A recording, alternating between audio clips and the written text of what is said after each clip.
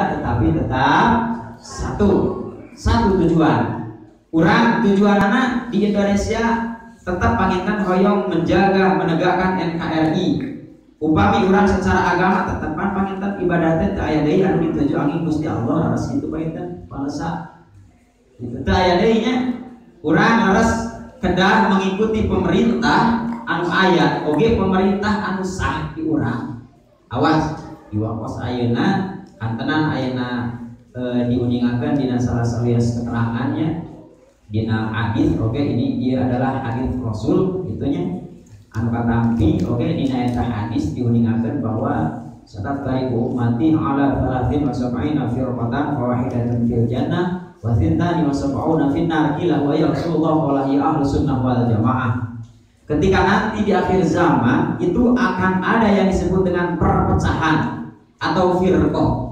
Firqah itu adalah perpecahan berbagai golongan menjadi 73 golongan. Syiah 22 golongan, Khawarij 20 golongan, Mu'tazilah 20 golongan, Murji'ah 5 golongan, Najariyah 3 golongan, Jabariyah sagolongan, Musyabihah sagolongan. Dijumlahkan jantan 73 golongan. Ieu terjadi sekte ataupun terjadi firqah adalah ketika dulu terjadi pada perang yang disebut dengan perang Siffin di waktu ada tahkim. Tahkim itu adalah sumpah dengan Al-Qur'an bahwa peperangan teh bade rengse ku ayana Al-Qur'an diangkat. Itu harusnya disumpah ku Al-Qur'an. Saatosna gitu setiap orang yang sudah perang itu diperbolehkan untuk menyampaikan bahwa siapa yang menjadikan pemenang dalam perang tersebut.